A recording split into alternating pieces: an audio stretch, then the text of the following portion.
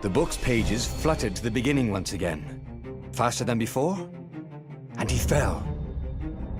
The clouds parted over the Isles of Boreas. It was time to choose. The rebellion was in trouble. Ravens were scouting for the secret rebel base. They needed a game changer. Pieces of the Sky Ripper had surfaced. Renato knew that using it could go catastrophically wrong, but he was sure he could figure out how to use it safely. Also, a temple had risen out of empty desert. The Iblis stone was hidden there. It was a dangerous artifact. It could corrupt its user into a bloodthirsty monster. Maybe he could find a way to use it, to take its power without surrendering to its wickedness. And also, his old friend Lapino needed rescuing. Of course, Renato had a pretty strong suspicion that Lapino had betrayed the rebellion, and he had a gut feeling that he needed to use that to his advantage.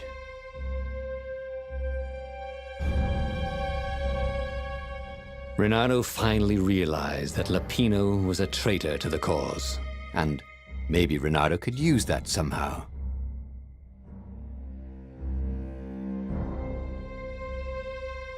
Renato couldn't quite put his paw on when he'd realized Lapino was working for the Empire. He'd never exactly seen Lapino sending coded messages to the palace, but he was sure. The rabbit had been on too many disastrous missions where he was the only survivor, or where he accidentally missed getting on the boat that went down to the abyss in flames. If Renato could prevent Lapino from getting back to the fleet with all the intelligence he'd probably gathered, it might be worth the trip.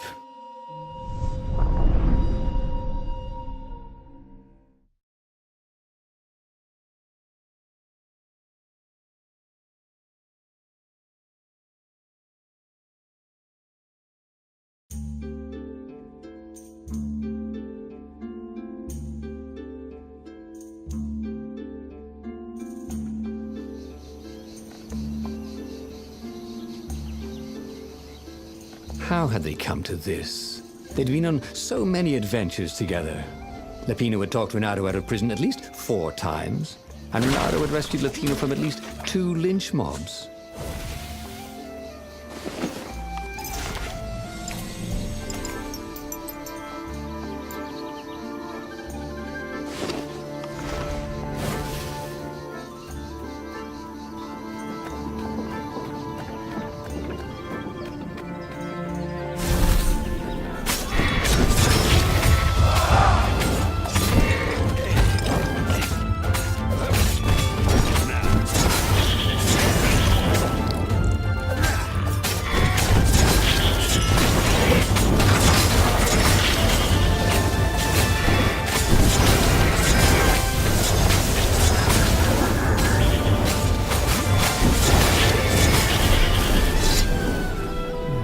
Felt that the rabbit resented him. Lapino was hilarious because he was so down on himself and everyone else. But behind the laughs, he wasn't a happy camper. Was this payback? Or did the Empire have his little white tail in a vice?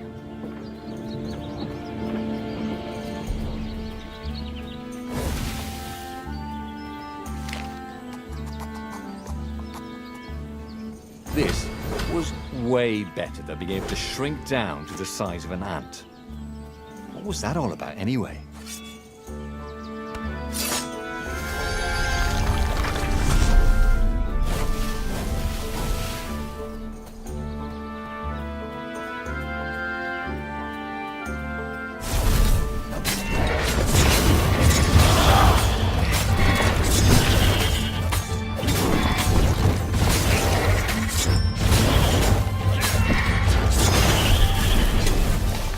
There was still no sign of Lapino.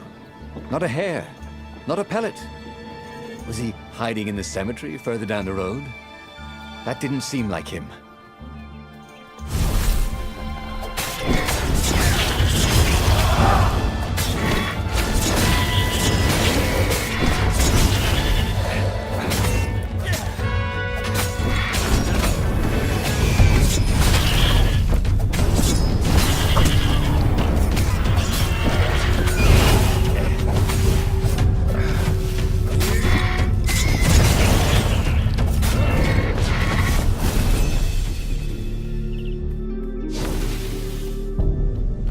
Lapino would betray him. The core was dangerous. And Renato had a fleeting idea that the two ideas went together somehow. And then it was gone again. Oh, damn ideas. They never stuck around when you needed them. Or I could go that way, he thought.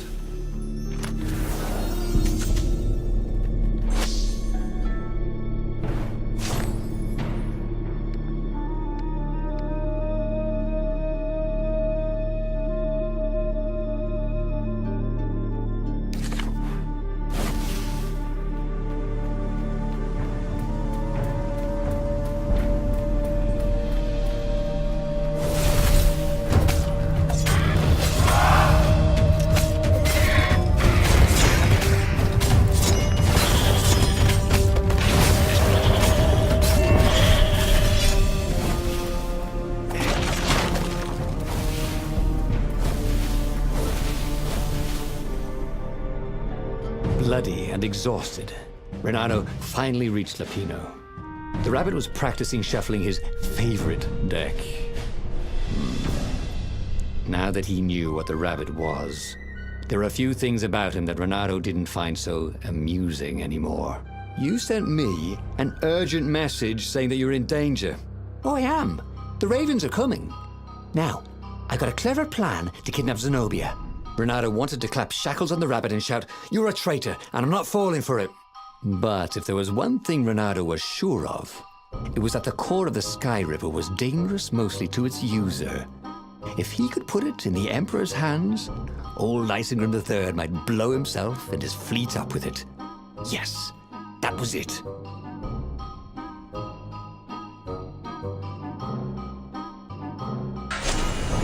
Me?